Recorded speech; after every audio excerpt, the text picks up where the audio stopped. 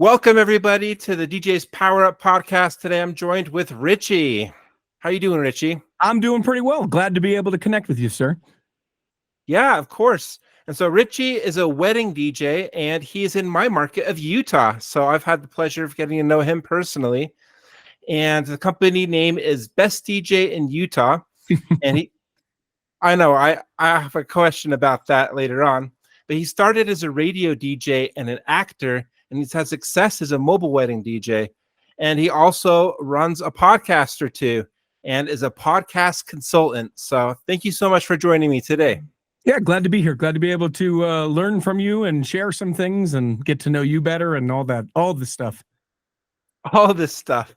Now, I'm super excited to have you here today because I just came back from the Mobile Entertainment Expo, and Mike Walter gave a great talk about recruiting wedding DJs. And he said that the three best categories are musicians, actors, and radio DJs, which I thought was interesting. He didn't say club DJs or other mobile DJs. But, I come from the background of being a musician, and you have the background of being a radio DJ and an actor. So I just wanted to pick your brain and just see what got you into being a mobile wedding DJ. Well, it's interesting that that's sort of the three that he recommends. I think to speak to what Mike was saying about that, I think the thing to me is I think that the skill of doing a wedding, I think that you can teach someone how to do that. But I think I don't know if it's the passion for music or the interest of being an entertainer. I think it's harder to teach being an entertainer than it is to teach the skills that it requires to successfully do a wedding or a mobile event. And so that makes sense to me that it would be actor, because obviously being able to captivate an audience, speak into a microphone, all the things that a DJ requires. Music because of your knowledge and passion for music, and I think similar with a musician. So the way that I actually got into being a mobile DJ, a wedding DJ, is I was doing a radio shift. Someone who listened to the particular program that I was a part of called up and said, "Hey, we really want you to DJ our wedding." And I was like, oh no, so that's so different from being a radio DJ. But because I think people are like wedding DJ, radio DJ, they both say DJ, clearly that's going to be the same thing. They thought I was just being, obstinate or whatever. And I was like, no, it really is. I didn't know what to do. I reached out to a gentleman that most people probably watching this will at least have heard of, Rob Ferre. Back then, he was Rob Ferry. That's how he pronounced it back then. And he's since been a Ferre. I asked him, what should I do? And he said, listen, you make up an amount of money that you don't think anyone would pay and tell them that's what you charge to DJ a wedding. And then when they say, oh, we can't afford to pay that, then it puts the onus on them and not on you. And then you're out scot-free. And so I thought of a number, and I wish I could remember how much I charged them. To this day, I can't. In fact, I don't actually remember the couple. I also wish I could remember them. I'd love to have a 15 years later party with them, hoping, of course, that they're still 15 years ago. Yeah, 15. It was New Year's Eve, 2009 to 2010. Anyway, so I pitched a number back to them. They said, "Great, we'll pay it." And then I had to figure out how to do a DJ a wedding. Rob, luckily, helped me with the ceremony because I'd never been to a wedding before, so I didn't know bridal party processional or bridal processional or any of that kind of stuff. And then we get done with the ceremony and they're ready for cocktail hour and all the things. He hands me his computer and he says, "There's a folder in here that says the hits or something like that. I can't remember. Play anything from that folder. You'll have a great time. Call me tomorrow and tell me how it goes." And I was like, "What? You're not staying with me?" He's like, "No, I have another event." It was New Year's Eve. Of course he had something else. And so it was fun. I was lucky that there was lots of free booze being poured. Everybody had a bus away from the venue. It was New Year's Eve. So by 8:30, I could have played, Saturday morning cartoon hits and people would have loved it. It wouldn't have mattered. In fact, maybe I did. I don't know. But yeah, it was a lot of fun. And then I was like, oh, maybe I'll do this. So then I started to work for him. Nice. And so when did you start your own thing and start the Best DJ in Utah company? Yeah. So about 2017 or 18, I think. Rob and I, we were like roommates in college, and there's a phrase that people say where it's like the only ship that is sure to sink is a partnership, and I sort of felt like I was invested a little bit like that with Rob. It was very clear that he felt differently, which he had every right to, and at some point, for the sake of salvaging our friendship, I was like, listen, I'll continue to do the events that I have booked for you through the rest of this year, and then I'm going to go ahead and do my own thing. And occasionally I've thrown him some work and have done some work for him. So we're still good as far as that goes. But it was clear to me that I wanted to do things differently. And so I did. Yeah, that's tricky to know when to go off on your own and when to work for somebody else. And so, do you have any regrets? Do I have any regrets? That's an interesting question. I think that I went into working with him, and I can remove this from him because I think anyone would do it with anyone. I went in and I didn't sort of set any sort of expectation or have any sort of communication around anything, right? I just was like, sure, that event was fun. Let's do another event. And I think that I would have benefited from saying, like, what's trajectory here, or like, what is the split, or how do I get paid, or how do I get paid more, or am I at the point that I'm going to be for the whole time? I think I should have been a better communicator about all that, but I didn't know what I didn't know, and so I just sort of I grew within it, and then just decided, yeah, you know what, I gotta do something else.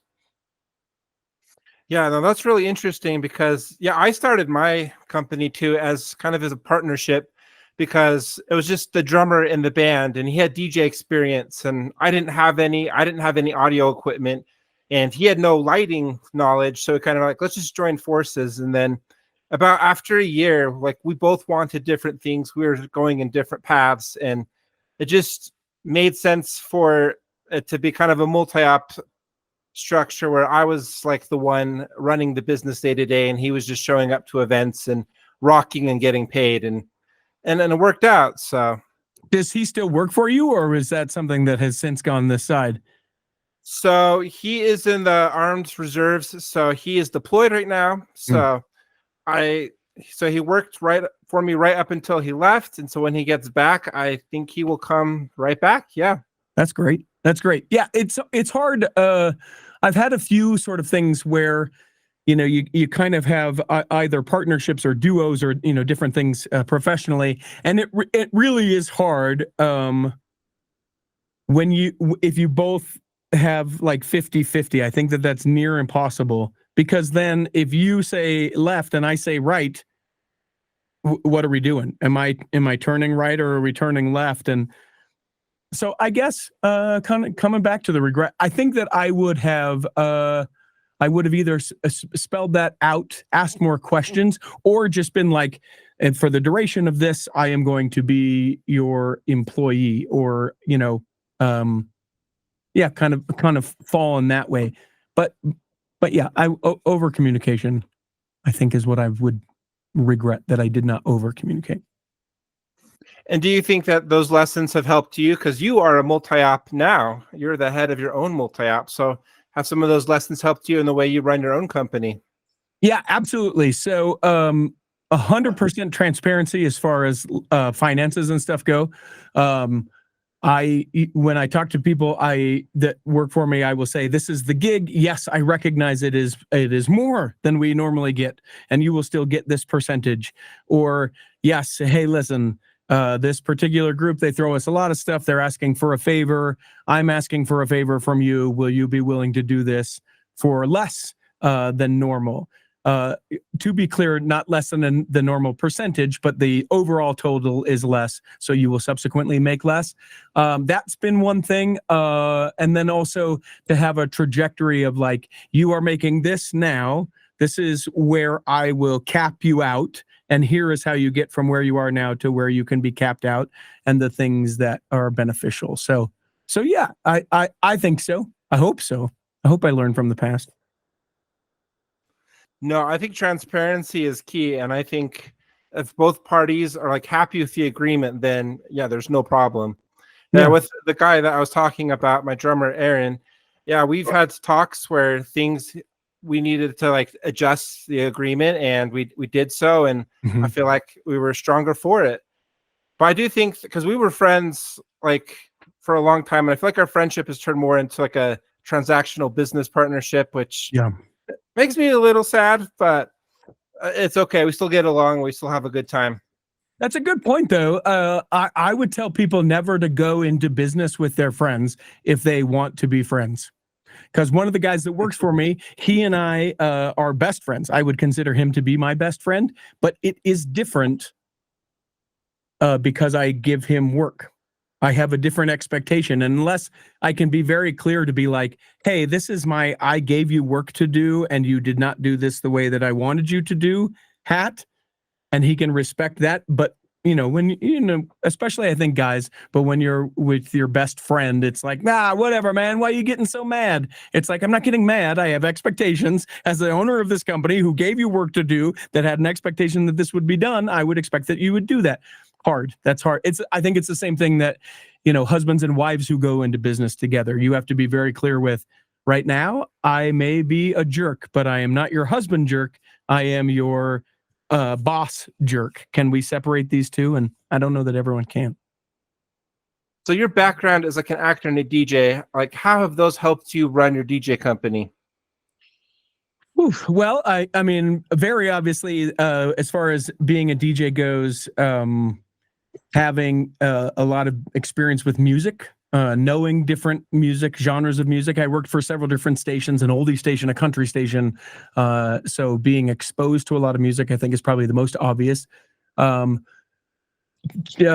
actor, I think that there is a way that you can speak into a microphone with confidence, that you can speak loudly or clearly so that people are able to understand what you're saying.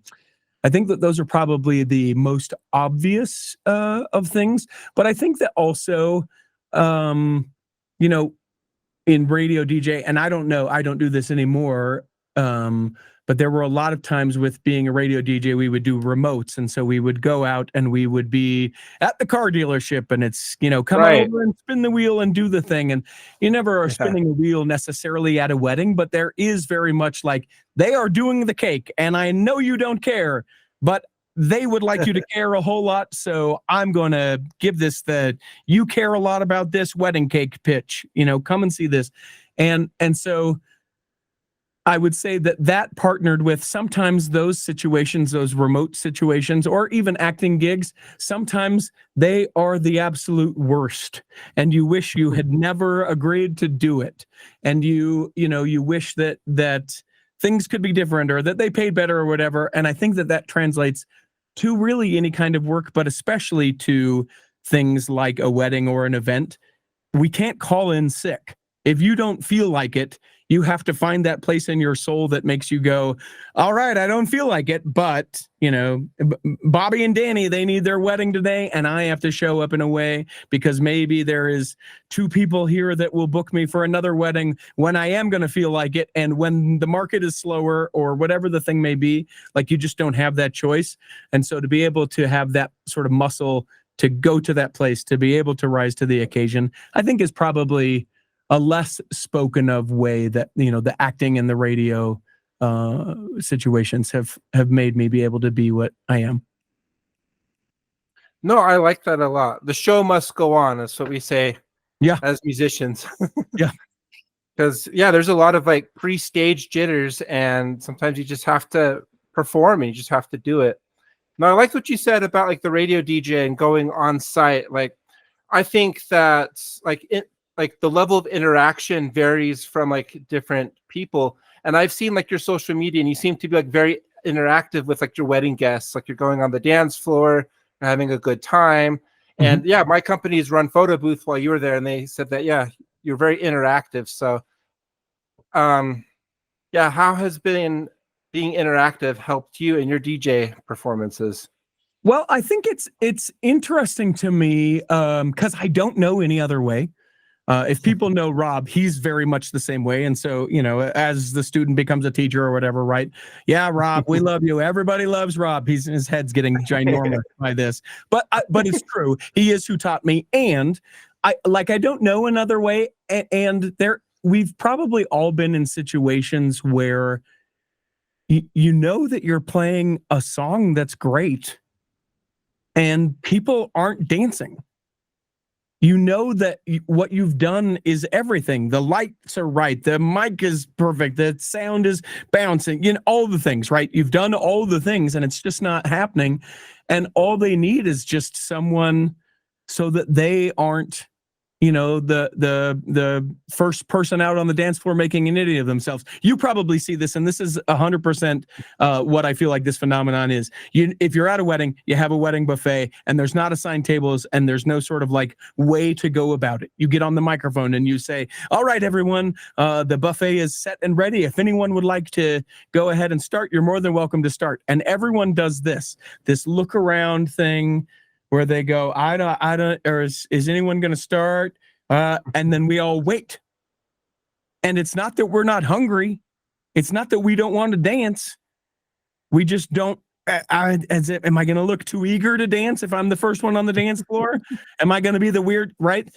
First person goes through, the rest is history. And sometimes you have to be the first person through the buffet line. No, I love that because like the food is delicious. All food at weddings is usually delicious, but yeah, sometimes you just have to break the ice. So what tip would you give to DJs who are like wanting to be more interactive but don't know how to start because they themselves like are feeling like, oh, I don't want to make a fool of myself on the dance floor?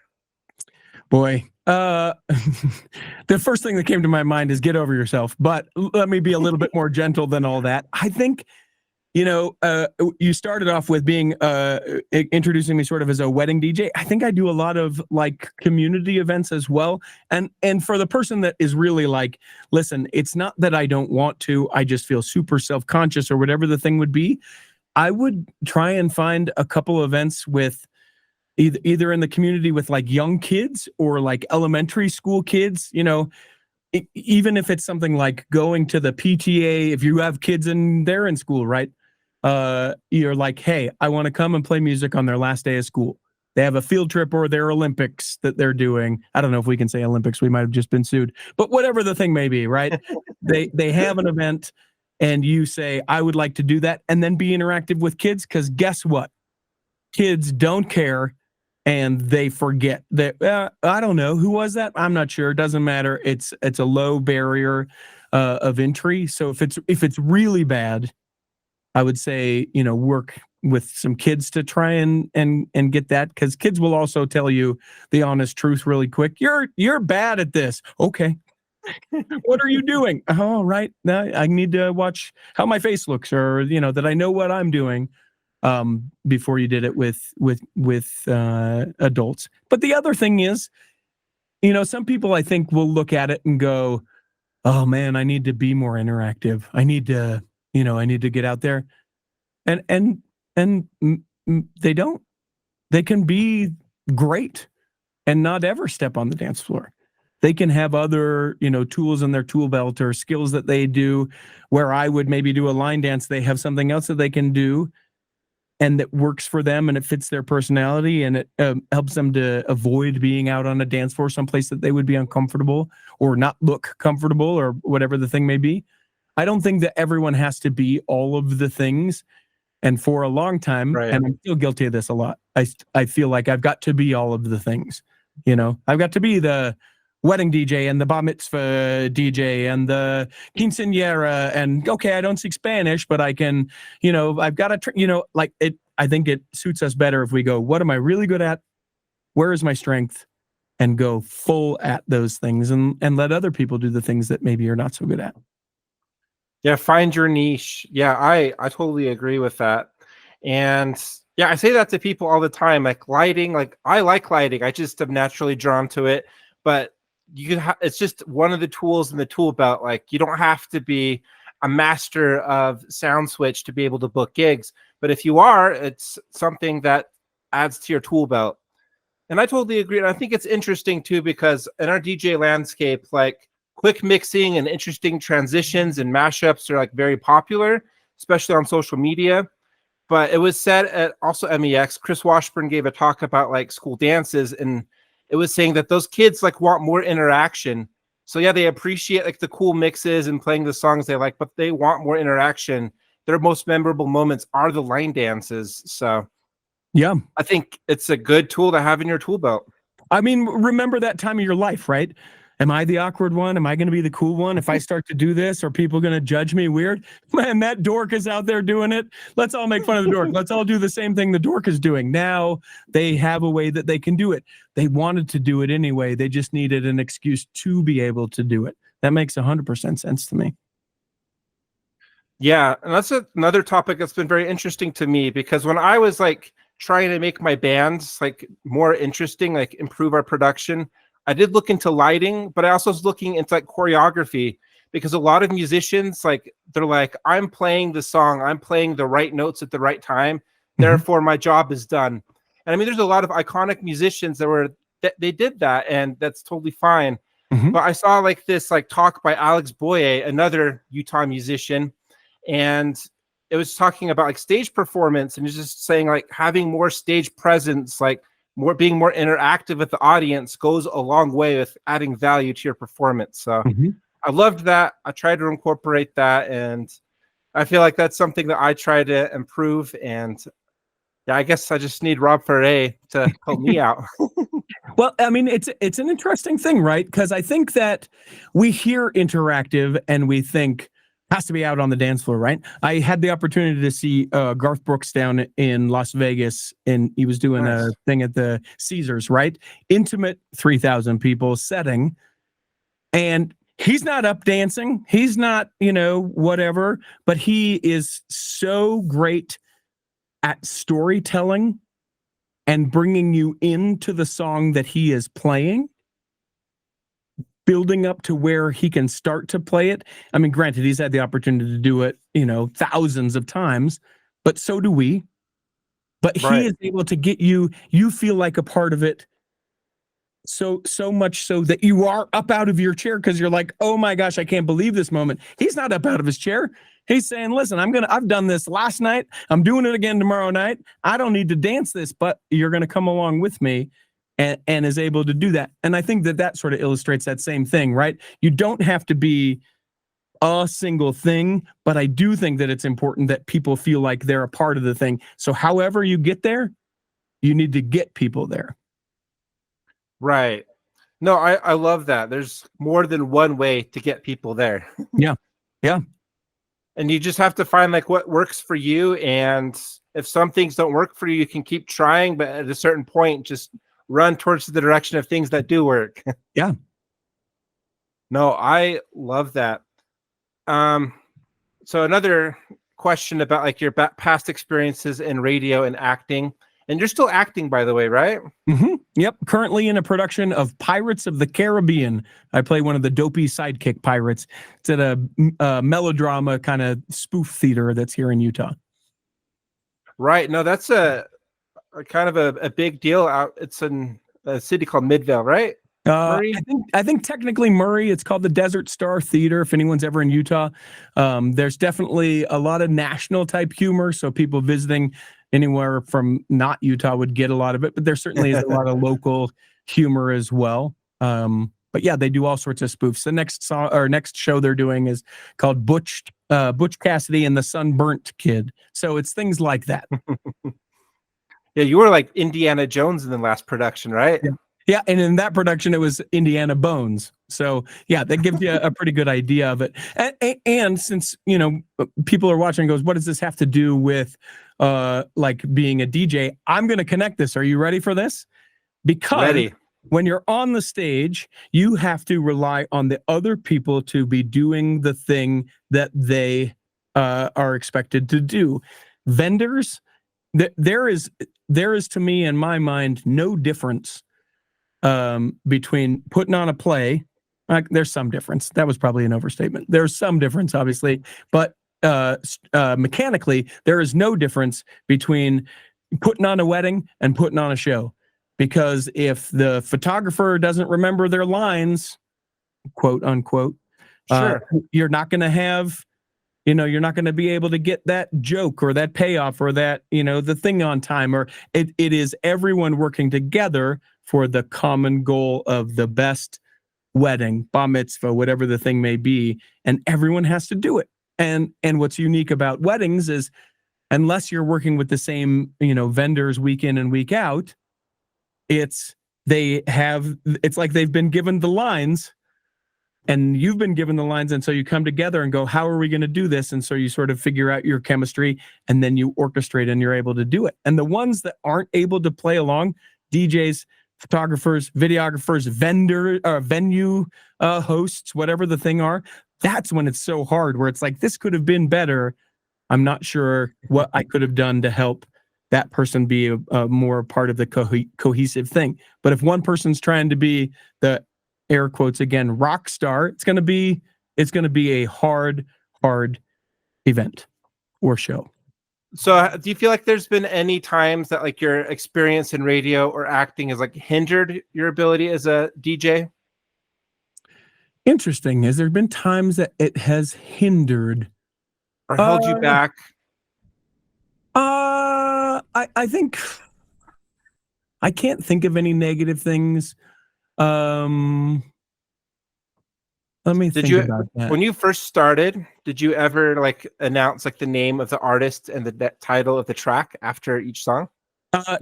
No, but to that point, that's an interesting thing that you bring up. I noticed that I do this, and I don't know that a lot of other mobile DJs do this. But there's a ski resort that's here in Utah that I have the privilege of being their DJ. My company handles all of their events for the most part. And a lot of times they'll just have us play music as part of like après ski, or they're, on the patio while people are having their lunch.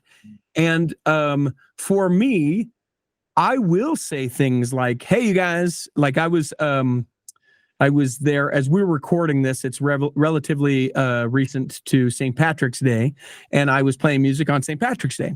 And so I said, hey, in the noon hour today, you guys, we're playing Irish music, all Irish music. And then I sort of made it a little bit of a gimmick throughout the hour. So like I did things like this is Tom Petty and the Heartbreakers. And I would announce that. I would say, here's this hit that you didn't know from Tom Petty and the Heartbreakers. And people went, and they start, yeah, exactly. I wasn't like, funny, am I clever? But it was just sort of quick and rolled through it. Or like Mick Fleetwood was another one. Instead of Fleetwood Mac, I played Mick Fleetwood, right? So just these dumb kind of gimmicky things. And then obviously playing real Irish music mixed in between all of that. Does it make me great? I don't think so. It does make me distinct. I don't think that a lot of people do that. And certainly where I get that is from the sort of talking between tracks that I did when I was a radio DJ.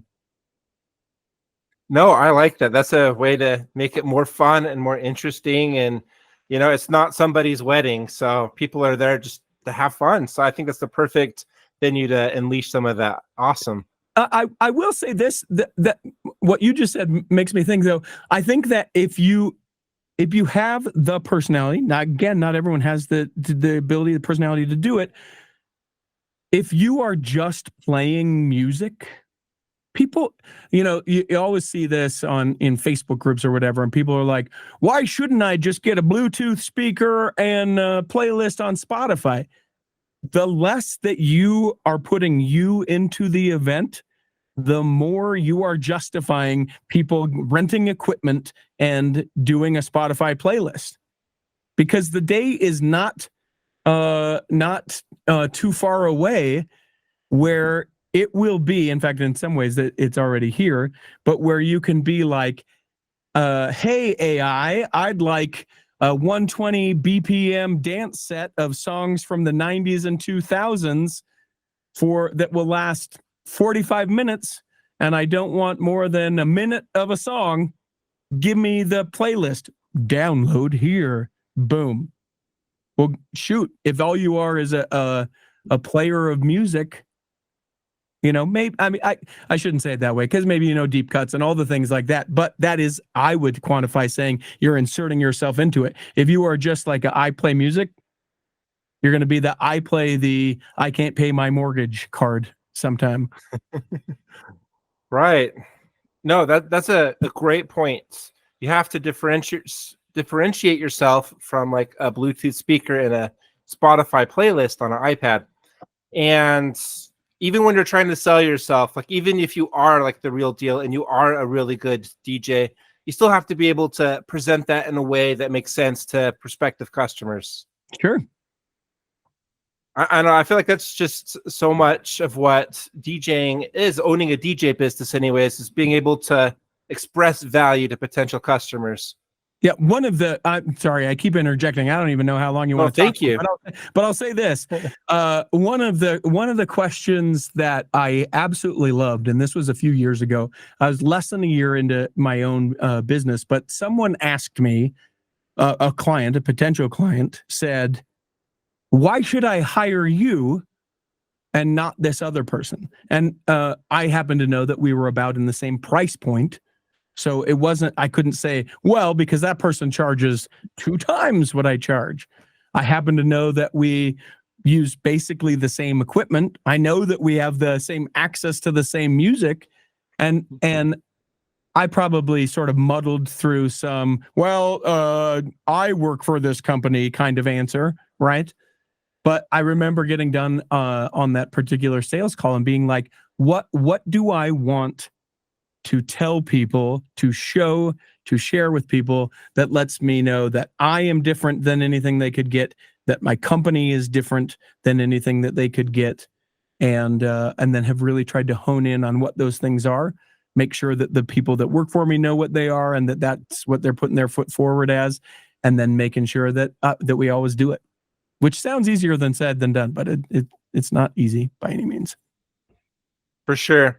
Yeah, I have a few more questions. More just talking about your DJ company, because you run the best DJ. Your company name is the Best DJ in Utah, and you guys have been doing really good.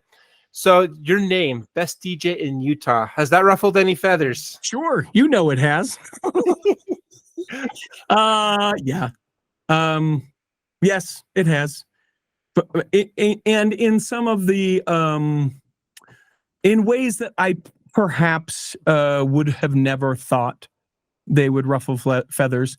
For instance, just calling myself a DJ apparently ruffles feathers, because I don't do I'll come out of music sooner than just playing the whole song, but I'm not beat mixing. I'm not, mixing and mashing and all the things. I have some mashups from some very talented artists that are DJs that we know that I go, that's great. I'm glad he did that. I will purchase that and play that in an event, and people will think that that was me, and he'll be able to get the money from me, and I'll be able to go, yeah, pretty great, huh? So the fact that I call myself a DJ has ruffled feathers just in general. Obviously, when you put a title like Best, it was completely, as you know, you get to where you're trying to name something. It's like, what do you name something? Salt Lake DJ, right? And so I just thought, well, if people are going to Google and they're going to search something, what are they going to search? DJ, and maybe they're going to say Utah. And are they going to say the worst? No, they're not. They're going to say best or affordable DJ in Utah, right? So I just decided Best DJ in Utah would be the company name. And then because I felt like there was enough shade being thrown on me, I started very early on saying, well, how come I can call myself the best? And the way that I felt like I could quantify it was with the number of reviews that we have received as a company. And so I wanted to make sure that we, in fact, have the most. So that was the commitment I sort of made to myself. You have the most than any DJ company in Utah. You have over 450 now? Yep. Yes, sir. Congratulations. I think you might be one of the top in the US. I mean, DJ companies don't barely break even 100, so you have quite a few. What is the secrets to getting clients to leave reviews? I don't know that they're secrets. I think that probably a third of people listening or watching to this, and this applies to any sort of industry, though I don't know if you're not a DJ why you would watch this long at this point, but maybe not. You're a handsome gentleman. Why not? I would say they don't ask for them. So I ask for them. I think that is very easy to do between like the automatic emails that we have that send out after the event that say, hey, do you feel like I did a good job? That'd be great. Let me know that I did a great job, and a review would be the way. I think that's a very simple way that people can get at least 33% more reviews is just by asking for them. But we get busy, we forget, we get done with the one event, we're on to the next event. So I think that's part of it. I think doing a good job, I think warrants obviously people to leave reviews. Yeah, you think obviously, but I don't know that that's as obvious to everyone, right? If you, again, going back to what our inevitable competition of AI and all those things are, if people are like, how was your DJ? He played music, we danced, okay. That's nothing to review, right? How did you... I like to leave restaurant reviews. Here's the example I'll give you. I like to leave restaurant reviews. Good for you. I love to go to McDonald's. Not because I think it's fancy food, but because it is exactly what I want every time I go. But it's not anything that I'm like, oh my gosh, McDonald's was a phenomenal experience. And, here are the buns and that's whatever, right? I go, they get lots of my money. I don't feel bad about saying this, but I go because I get the 2 cheeseburgers and a Coke and the fries, and I love it. But if it was bad, if it was just sort of that bar is set and the food was bad, you better believe that I'd go, I'm not sure what happened to the McDonald's, in Murray. They sure did a horrible job. Let's look at this. Or I'd contact the management and say, I'm not sure if you know this. It's a one-time thing. I've gone there a bunch and this is what I experienced. We have to set ourselves up to be reviewable. And I don't think that everyone does that. What did you do that people would care about? He played music and he wore a suit. Cool. Awesome. What a great review. Thanks for leaving that. So you're saying that we got to do more than just the bare minimum, like really make an impression. Yeah. Give them something to review you about. Yeah, I love that. And you're right. Like, I don't review McDonald's when they do a good job. It's just kind of expected that they'll do a good job. If someone goes out of their way to make my experience nice, yeah, I probably would. I can't think of an experience where that's happened. Yeah, I used to be a shift manager at McDonald's, and so they spent like weeks training us to like what the experience was supposed to be. And yeah, sometimes McDonald's falls short. The other thing I would say is I think that it matters that people review. And I've got a few that I need to respond to.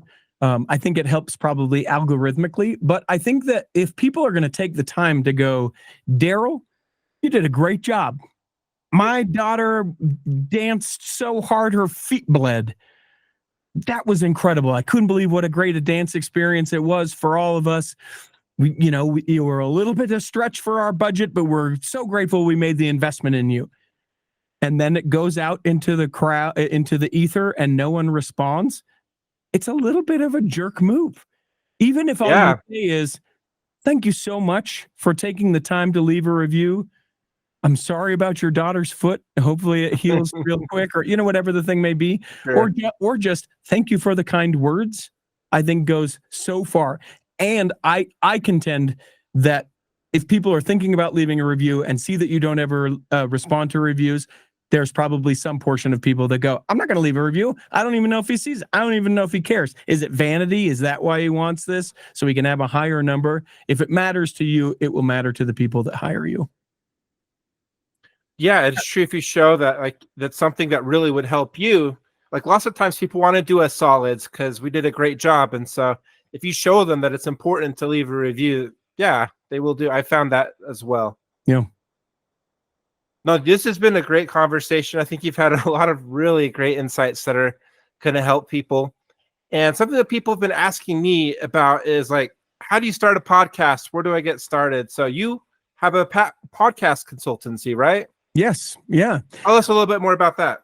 Yeah. So, I find that a lot of people have these really great ideas, and maybe you feel this way about your YouTube channel before you started it, or maybe something else that I have no idea that you do. But you think, you know what I should do, and then insert whatever the thing is that you should do, but you never do it, and Yeah. likely. Sometimes it's, you've got a bunch of young kids, so it's bandwidth, right? I can't do it because of bandwidth. Yeah. But there's a certain amount of people that, especially with podcasts, there is some part of it that they don't know, and then it sort of shuts it down. And so about 4 or 5 years ago, I decided, you know what?